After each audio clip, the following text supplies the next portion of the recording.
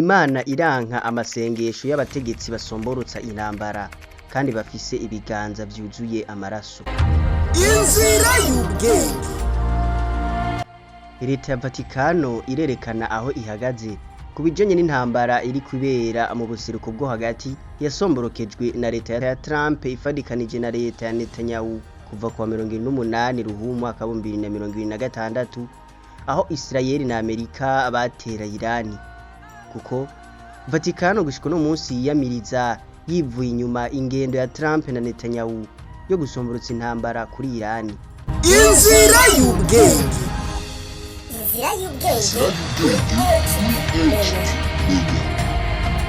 Kuva kwa 28 Ruhuhuma 2026 aho leta ya Trump ifadikanije na leta ya Netanyahu baje hamwe mu gusomborotsa intambara kuri Irani, leta ya Vatikano iriyamiriza iyo ngendo yivuye inyuma. Kuko mu gihe iyo ntambara igikomeje mu buseruko bwo hagati, kuri uyu w'Imana igenekezo rya 29 Ntwarante 2026 umuyobozi wa Eklezia Katolika ku isi Papa Leo wa 14 mu misa yo ku munsi mukuru w'amashami munsiguro yatanze yarateye ivyatsi ingendo y'abategetsi basomborotsa intambara bagatera umutekano muke mw'isi. Papa Leo wa 14 akaba yabishikirije ashatse gutunga gatoki Donald Trump hamwe na Netanyahu inyuma yo gusomborotsa intambara kuri Irani, intambara iriko igirira ingaruka mbi zikomeye isi yose muri rusangi. Papa Leo yavuze ko Imana yanka amasengesho y'abategetsi basomborotsa intambara kandi bafise ibiganza vyuzuye amaraso. Inzira y'ubwenge.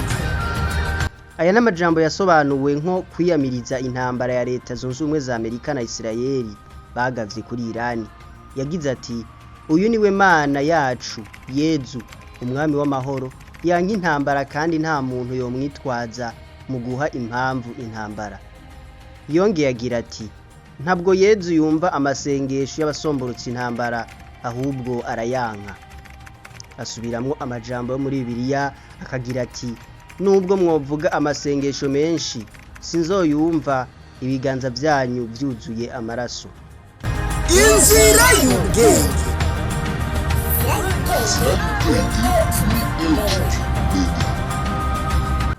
Papa Leo ni umunyamerika adahengeshanya kugaragaza ko adashigikiye politiki za Trump kuva ku ngingo ziwe zijanye n'ikibazo c'abimukira kugeza no kuri intambara bimaze kuboneka ko ata muntu n'umwe ashigikiye Donald Trump, eka ndetse n'ibihugu rutura vya Buraya abahora risoma mbike ba leta zunze ubumwe za Amerika bakaba bahisemo kwigira senda bibazwa no kudashigikira leta ya Trump mu guhangana na Irani.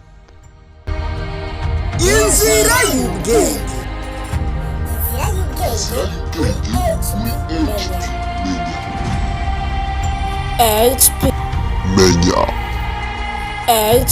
Menya umenyeshe n'abantu aho bamenya